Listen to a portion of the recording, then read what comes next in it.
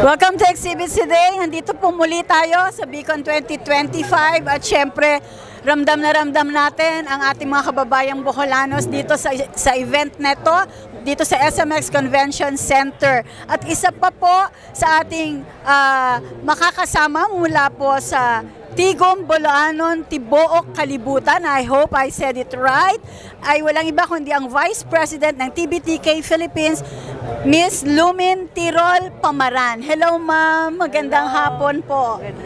Good afternoon. Good afternoon. Batiin nyo nga po sila sa hapon, sa mga taga-Bohol. Mayong hapon, mga Boloanon. Ni Ami dire nag-observe sa Bicon Expo.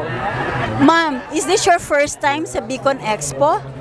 Yes, it's my first time to experience this, and I'm so glad because I meet my classmate, Rear Admiral Sanchez. Yes po.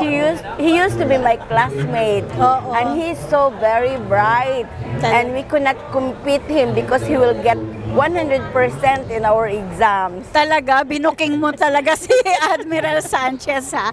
Okay. Ma'am Lumin, syempre from Bohol, ano po ba yung alam mong kayang gawin ng inyong gathering, ng inyong organization para matulungan po yung iba pa po nating mga kababayang Boholanos, hindi lang dito sa Pilipinas, kundi hanggang sa ibang bansa? What does your organization do for the Boholanos talaga? Ang TBTK,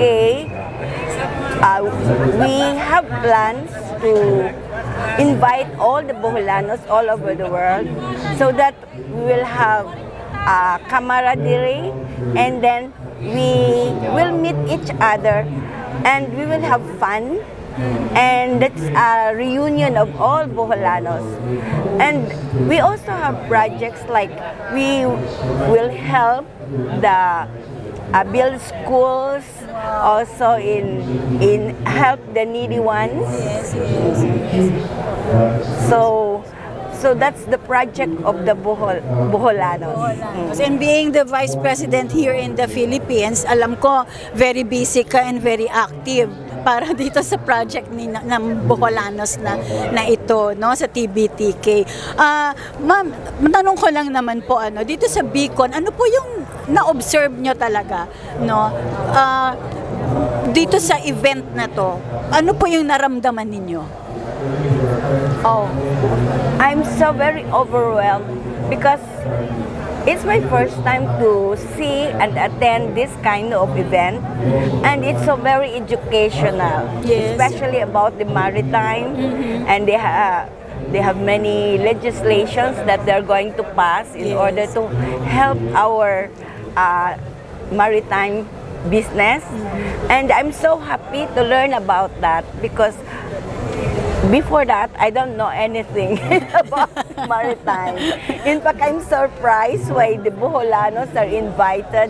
And it was because they said it was Rear Admiral Sanchez who was so very interested in inviting all of us and see what is the Bicon. Yes. So, Rear Admiral Sanchez po ay talagang pinakikita sa inyo ngayon ni Rear Admiral Sanchez na Boholanos should be here in the maritime industry also. Ayun po yun. So, Ma'am Lumin, maraming salamat for gracing the show.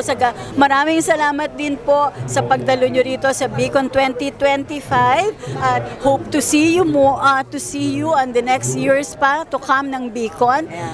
At saka, more power po sa pagiging Vice President yun po ng TBTK. Thank you. Maraming salamat din po.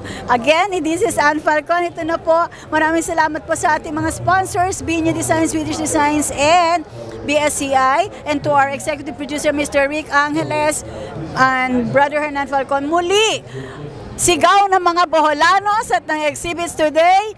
God bless you!